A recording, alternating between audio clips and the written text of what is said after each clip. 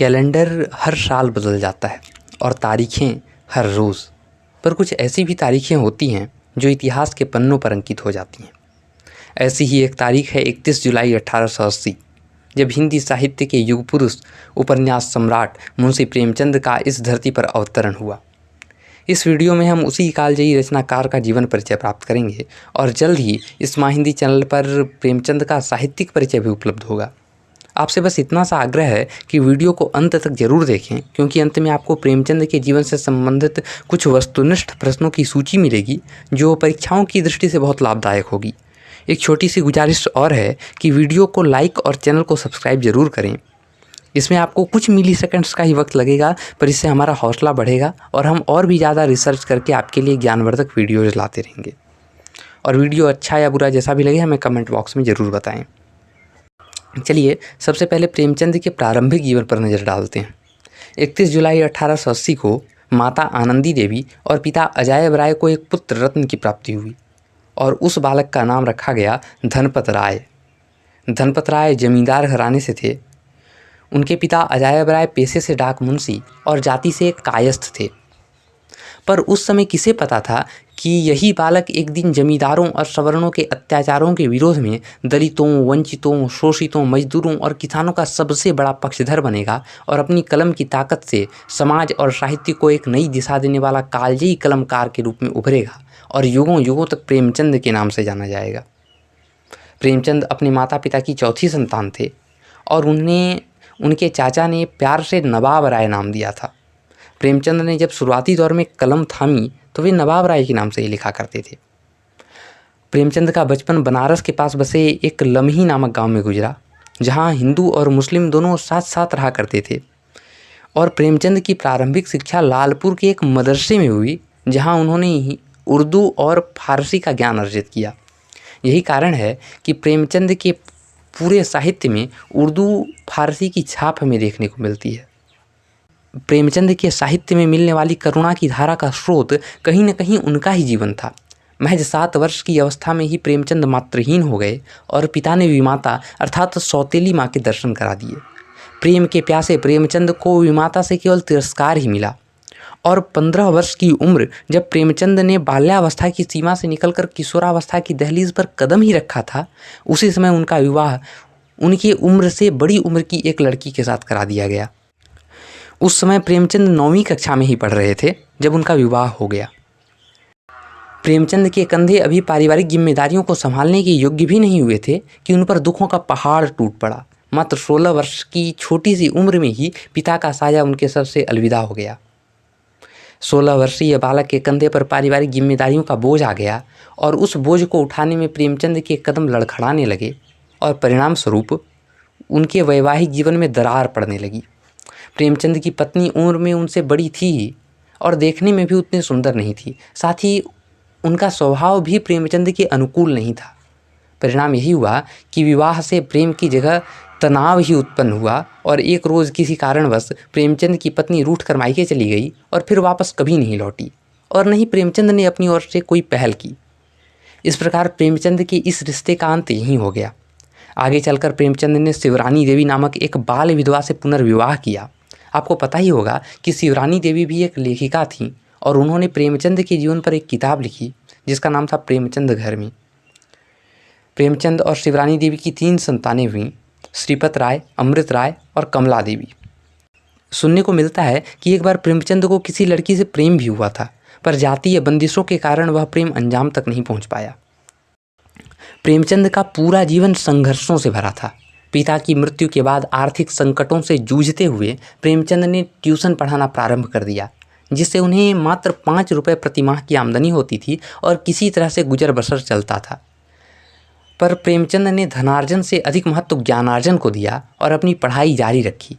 1898 में उन्होंने मैट्रिक की परीक्षा पास की और बहरीच के एक स्कूल में सहायक शिक्षक के रूप में नियुक्त हो गए। प्रेमचंद गणित के मामले में कमज़ोर थे, जिसके कारण उन्हें इंटर की परीक्षा पास करने में बहुत कठिनाई हुई। मैट्रिक पास करने के 12 वर्ष बाद सन 1910 में उन्होंने दर्शन, अंग्रेजी, फारसी और इतिहास से इंटर की परीक्षा उत्तीर्ण की। इस बीच 1901 ईस्वी में ही उनके साहित्यिक जीवन का आरंभ भी हो गया था। शुरू में वे नवाब राय के नाम से लिखते थे। उनकी पहली उपलब्ध रचना असरारे माआबिद मानी जाती है, जो आवाज़े खल्क नामक उर्दू पत्रिका में प्रकाशित हुई थी। बाद में इसका हिंदी संस्करण देवस्थान रहस्य नाम से प्रकाशित हुआ। प्रेमचंद यानी नवाब राय के जीवन में सबसे बड़ा भूचाल तब आया जब 1909 ईस्वी में उन्होंने सोजे वतन नामक कहानी संग्रह का प्रकाशन किया। सोजे वतन, जिसका अर्थ होता है राष्ट्र का विलाप, इसमें 5 देशभक्ति कहानियों का संग्रह था। उस समय की अंग्रेजी हुकूमत को लगा कि इस तरह की कहानियाँ लोगों के अंदर विद्रोह की भावना पैदा कर सकती हैं, इसलिए सरकार ने उस कथा संग्रह की सारी प्रतियां जब्त कर लीं और उन्हें आग के हवाले कर दिया। आप कल्पना भी नहीं कर सकते कि उस लेखक पर क्या गुजरी होगी जिसकी रचना के साथ ऐसा दुर्व्यवहार किया गया हो। सरकार ने प्रेमचंद को आगे से कलम न उठाने का फरमान भी सुना दिया, पर कलम का यह सिपाही इन छोटी मोटी बाधाओं से कहाँ घबराने वाला था। चूंकि अब नवाब राय नाम ही अंग्रेजी हुकूमत की आंखों की किरकिरी बन चुका था, अतः धनपत राय ने अपने परम मित्र मुंशी दया नारायण निगम के सलाह पर प्रेमचंद नाम से लिखना प्रारंभ कर दिया और प्रेमचंद नाम से उनकी पहली कहानी दिसंबर 1910 में जमाना पत्रिका में प्रकाशित हुई, जिसका नाम था बड़े घर की बेटी। और उसके बाद कहानियों और उपन्यासों का सिलसिला प्रेमचंद ने जीवन भर जारी रखा। प्रेमचंद के साहित्य पर हम अगले वीडियो में चर्चा करेंगे। अभी प्रेमचंद के जीवन पर लौटते हैं। एक और प्रेमचंद अपने साहित्यिक सफ़र पर तो निरंतर आगे बढ़ ही रहे थे, वहीं दूसरी ओर सरकारी नौकरी पर भी थे। 1909 ईस्वी में उन्हें बदली करके महोबा भेज दिया गया और फिर शिक्षा विभाग के डिप्टी सब इंस्पेक्टर के पद पर नियुक्त करके हमीरपुर भेज दिया गया। 1916 ईस्वी में उनका तबादला गोरखपुर कर दिया गया। इसी बीच प्रेमचंद ने अपनी पढ़ाई जारी रखी और 1919 ईस्वी में इलाहाबाद विश्वविद्यालय से अंग्रेजी, फारसी और इतिहास विषय से बीए की डिग्री प्राप्त कर ली और इसके साथ ही उनकी पदोन्नति शिक्षा विभाग के डिप्टी इंस्पेक्टर के पद पर हो गई। अब धीरे धीरे प्रेमचंद की आर्थिक स्थिति पटरी पर आ ही रही थी कि 1920 ईस्वी में गांधी जी ने असहयोग आंदोलन का बिगुल फूंक दिया और प्रेमचंद गांधी जी से इतने प्रभावित हुए कि गांधी जी के आह्वान पर उन्होंने 1922 ईस्वी में नौकरी से त्यागपत्र दे दिया और वापस बनारस चले गए। इस दौरान वे माधुरी और मर्यादा जैसी पत्रिकाओं का संपादन कर रहे थे और किसी तरह जीवन यापन हो रहा था। तभी 1922 ईस्वी में चौरा चौरी कांड हुआ और महात्मा गांधी ने असहयोग आंदोलन वापस ले लिया। जिस राष्ट्र यज्ञ में प्रेमचंद ने अपनी नौकरी की आहुति दे दी थी, उसकी यज्ञाग्नि एकाएक ठंडी पड़ गई। अब प्रेमचंद ने छापा खाना खोलने का निश्चय किया और अपने मित्र प्रवासी लाल के साथ मिलकर 1923 ईस्वी में सरस्वती प्रेस खरीद लिया तथा हंस एवं जागरण पत्रिकाओं का प्रकाशन प्रारंभ कर दिया।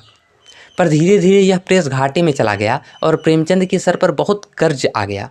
इस कर्ज की भरपाई के लिए प्रेमचंद ने सरस्वती प्रेस को बंद कर दिया और फिल्म नगरी मुंबई जाने का फैसला कर लिया। 31 मई 1934 को प्रेमचंद मुंबई आ गए और 1 साल के अनुबंध पर सिनेटोन कंपनी के लिए पटकथा लिखने का प्रस्ताव स्वीकार कर लिया। प्रेमचंद की लिखी पहली फिल्म थी मजदूर, जिसमें प्रेमचंद के क्रांतिकारी विचार नजर आ रहे थे। प्रेमचंद को पाठकों ने जितना पसंद किया उतना दर्शकों ने नहीं किया और माया नगरी की चकाचौंध भी सरल और सादे प्रेमचंद को रास नहीं आई, जिसके कारण प्रेमचंद 1 साल का अनुबंध पूरा किए बिना ही 1935 में इलाहाबाद लौट आए, जहां उनके पुत्र अमृत राय पढ़ाई कर रहे थे। धीरे धीरे प्रेमचंद का स्वास्थ्य भी बिगड़ता गया। अब प्रेमचंद अपने जीवन के अंतिम प्रहर की ओर बढ़ रहे थे। प्रेमचंद के जीवन में साल 1936 बहुत महत्वपूर्ण रहा। इसी वर्ष भारत में मार्क्सवाद से प्रभावित होकर प्रगतिवादी साहित्य का उदय हो रहा था और भारत में प्रगतिशील लेखक संघ की पहली बैठक लखनऊ में हुई।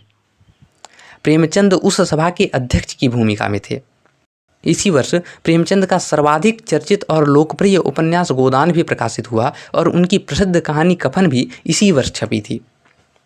और इसके साथ ही 8 अक्टूबर 1936 को प्रेमचंद ने भी कफन ओढ़ लिया और हिंदी जगत को प्रकाशित करने वाला यह सूर्य सर्वदा के लिए अस्त हो गया। इस प्रकार प्रेमचंद ने अपनी लौकिक लीला पूर्ण की। अंत में प्रेमचंद के जीवन से संबंधित कुछ महत्वपूर्ण प्रश्नों की सूची आपके स्क्रीन पर दिख रही होगी, उन्हें आप नोट कर लें। प्रतियोगी परीक्षाओं की दृष्टि से यह बहुत महत्वपूर्ण है।